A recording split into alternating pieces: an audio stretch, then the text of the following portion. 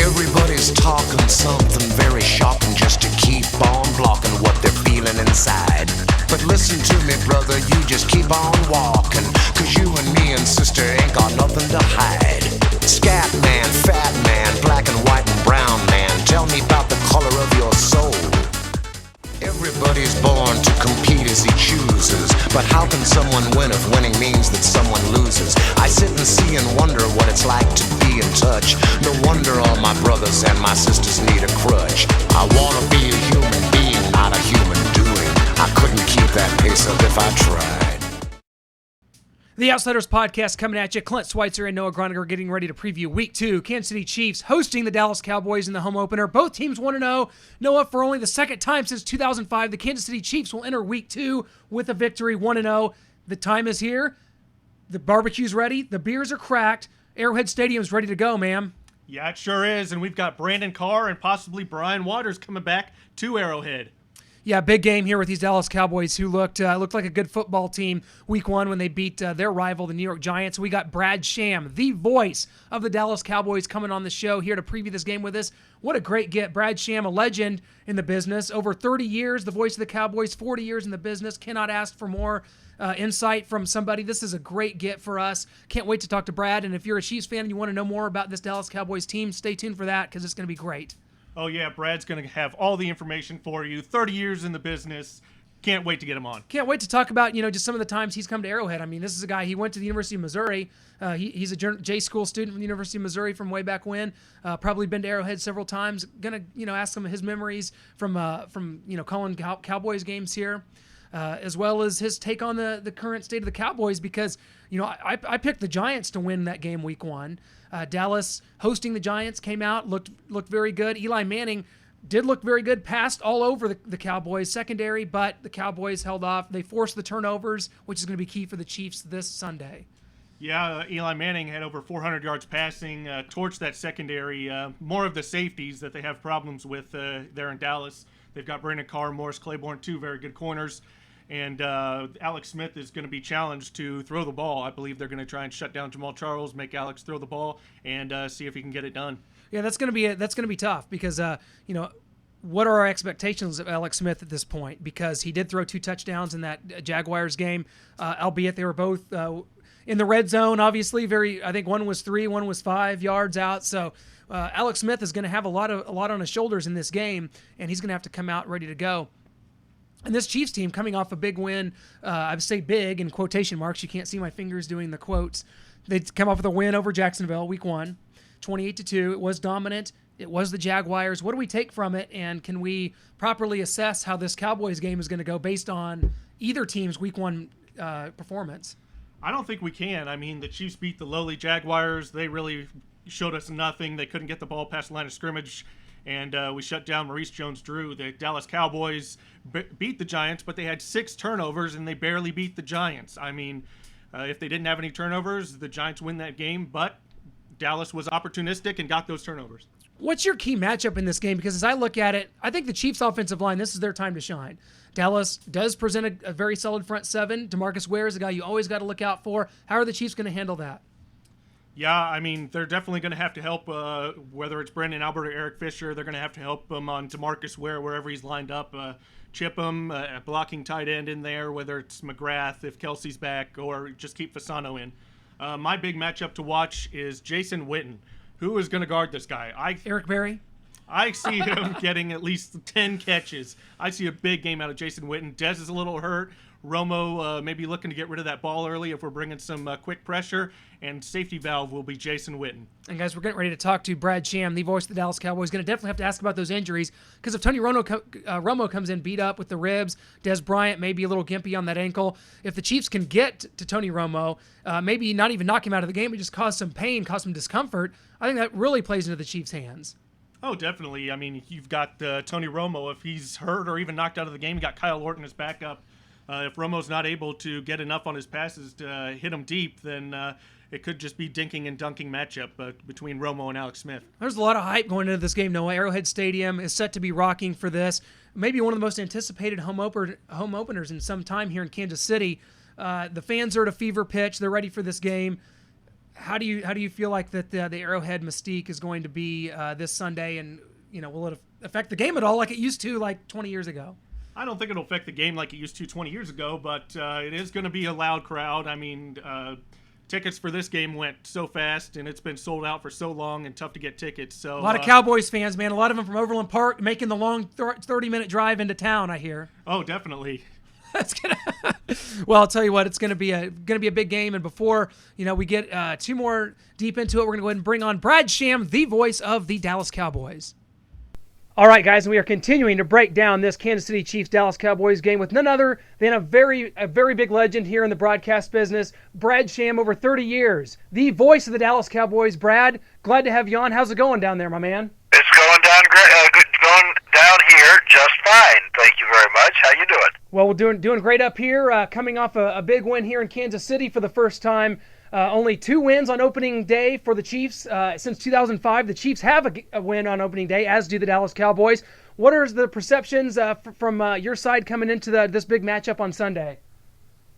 That it's a very tough game, and the Cowboys know all about Andy Reid, and they know he's for real, and they know about the defensive system that's been brought in because it was with the Jets, and that's for real. And heck, you got 6 Pro Bowlers, 4 of them I think from the defense, and fans down here know all about Jamal Charles. Everybody in the NFL knows about Alex Smith from 2 years ago when he legitimized himself as a quarterback for the 49ers, I thought.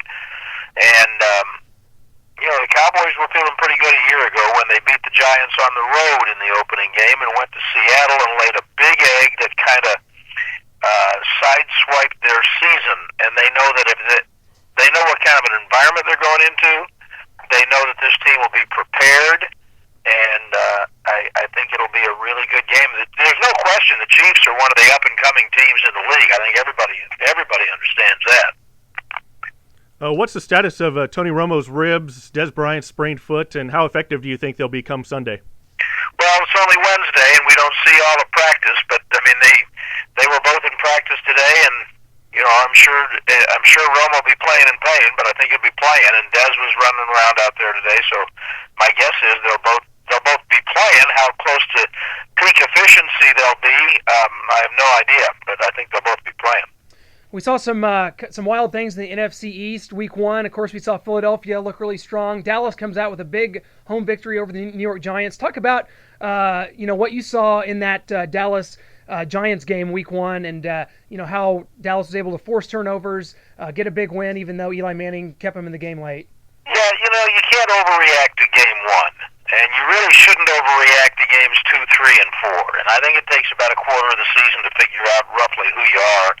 And then by the middle of the year, you kind of know who you are and where you stand and what you can do about it. So, I think you summed up the Cowboys pretty well. They created turnovers, which they've been doing all preseason. Monty Kiffin and Rod Marinelli have brought in a new defensive system, and they're all about acquiring turnovers, and they did it in the preseason, and they were able to do it against the Giants. And as you pointed out, Manning passed him silly, which he's done frequently. And you're not going to get 6 turnovers every week, and you better not think you can give up 450 yards passing every week and win. So they've got a lot of work to do. How is former Chiefs great offensive guard Brian Waters coming along, and do you expect him to play this weekend? That's going to be a good one. He's going to help them whenever he's ready. Now, I know if it was up to him, he'd play for sure. But they are trying to make very certain that he doesn't have an injury that costs him 6 weeks. So they will force him to be patient. They'll err on the side of caution if they have to. I mean, Chiefs fans know what an outstanding player and person he is. There's no doubt he's going to help them if he doesn't do anything but sit there next to their young linemen and talk to them in meetings. He's going to help them. But I would expect that at some point he'll be helping them on the field. If I had to bet, I would bet that they might try to hold him out one more week. But that might be a pretty big task because he really wants to play, and it'll depend on what he's shown him in practice today and tomorrow and a little bit on Friday as to whether he's active for this game. Well, Justin Houston sure wrecked the game against the Jaguars, going up against Luke Jokel last week with 3 sacks. Do you think that the Cowboys will have a special game plan for him, or do you think they'll let him go one-on-one with the right tackle?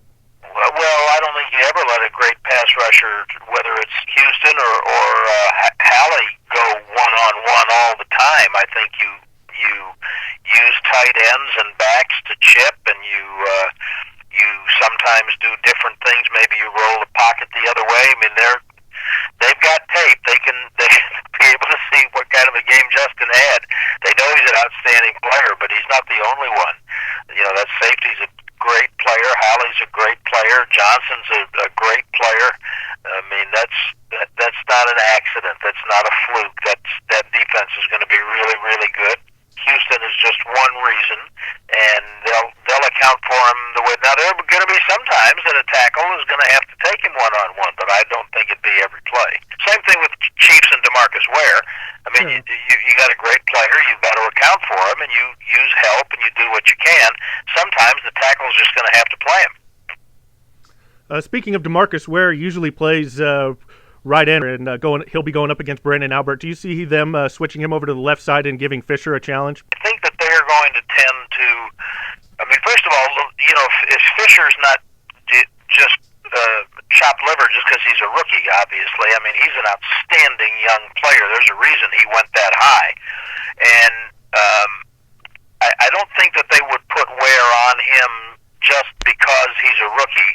I think that they're trying to do a little more strong and weak than they've done in the past, but I don't think Anthony Spencer is going to be ready to play in this game, and so that's a better pass rusher for them on the other side and allows them to be a little bit more creative.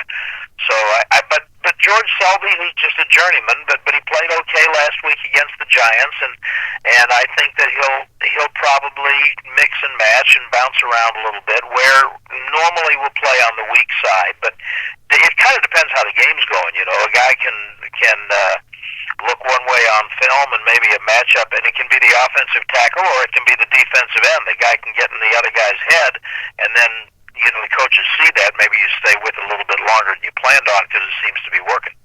Now, Brad, you've been in this game a long time. I know that the Cowboys and Chiefs only play every 4 years, and obviously not always at Arrowhead, but bring us back. Give us some of your memories of coming here to Kansas City, calling games against the Chiefs at Arrowhead Stadium, and you know, what you are expecting this Sunday. Well, you guys may not know this, but I went to Missouri, so coming to Kansas City is special for me. And I think the Arrowhead fans are as good as it gets. I mean, the fans in Seattle are good, and there are some other ones, but the fan base in Kansas City is absolutely as good as it gets. My roommate, when I was a senior in college, was and is a devoted Chiefs fan. He lives in Denver now, but oh gosh. So I've been very aware of the Chiefs and their fan base for more than 40 years, and because we don't get an opportunity to get there as often as I might like, the games have been, you know, fewer and far between. Now, there's going to be a lot written about the game Miles Austin had 4 years ago, kind of his breakout game, but I also remember the Nigerian Nightmare shredding them in '89 when they played a couple of times, I think. And most of my memories are of how passionate and loud the fans are, and how difficult a place it is to play because of the great support they get. Well, Brad, we're very much looking forward to it. Going to definitely check out your call there this Sunday. Going to be a very big game, big atmosphere. 2 1-0 teams getting ready to go at it. We'll see what happens. The Chiefs will be playing 3 NFC East teams in a row, so this will start that trend here as we get underway. Brad, cannot thank you enough for joining us today, giving us your time. We appreciate it. We'll definitely catch up again as the season goes on, my man. Happy to be with you, fellas. Thanks for having me. Huge thanks to Brad Sham for joining us. Legend in the broadcasting business, over 40 years. he was able to join us today talking about this game. And you know what? He was pretty complimentary about this Chiefs team, and he seems to think this is going to be a very tight game. And I tend to agree when it comes to prediction time. I see this being a tight game. I just don't know if this Chiefs team is ready to beat a team like Dallas right now and to get to 2-0. I think this is going to be a game that the Cowboys win 23-16, a touchdown game. That's kind of how I see it playing out. I've got this game 27-17. I think the Cowboys are too much, but if there is a saving grace for Kansas City Chiefs and their fans, it is that Romo is hurt with the ribs and Des Bryant may be a little gimpy. I want to see, how Alex Smith performs in this game. If Jamal Charles is, getting met at the line of scrimmage and is not being able to get going, and Niall Davis isn't effective, I want to see how Alex Smith, shoulders the brunt of this pressure, because he is brought in here. I'm sorry, I know what his MO is, but if you're a quarterback in the NFL and you have the pedigree that he does as far as being a first-round pick, you've got to be able to make plays and win a football game for a team, and maybe this will be his chance. Yeah, this is going to be a tough one for Alex. It's not Dwayne Gratz and Alan Ball. This is Brandon Carr and Morris Claiborne, two great corners that he's going up against, and they are going to be up pressing Bo and Avery, and it's going to be a tough challenge. Okay, Noah, big question time.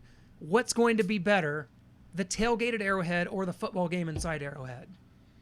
It's definitely I'm going to have to go with the football game inside Arrowhead. Not too big on the tailgates there, but gotta love the game. I mean, I think it's going to be a close one. I predict 27-17 Cowboys, but it could be closer due to the injury, so it's going to be crazy there in Arrowhead. I think Arrowhead's going to be awesome. I think the tailgating atmosphere is going to be, unprecedented. It's going to be nicer weather, not 120 degrees like it's been for a month straight here in Kansas City. It's supposed to be very nice temperatures.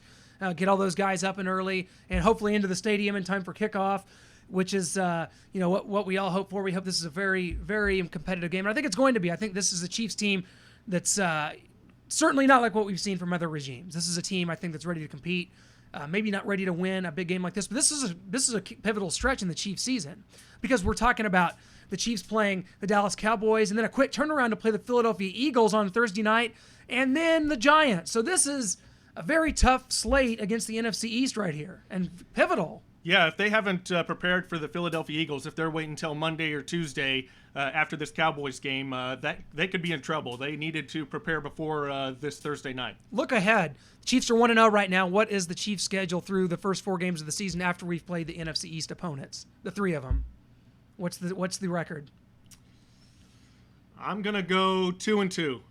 I think 2-2. The Chiefs, you'd have to take that right now, and I think I would as well. Yeah, you hope for 3-1. You hope somehow you're able to go to Philadelphia. Andy Reid, knowing that city, knowing that team, can pull out something there. Maybe you stumble the Giants at home and they come here to Arrowhead. We will see coming forward. We'll be back to talk about how this Chiefs-Cowboys game goes as we do our post-game show following the game. Going to be previewing the Eagles as we have a short turnaround next week, guys. Thanks so much for listening to the Outsiders Podcast. Thanks so much to Brad Sham for joining us. Great stuff as always. TheOutsidersPodcast.weebly.com. Hit us up on Facebook. Give us a like. We love all those. We love the interactions. Good or bad, Noah?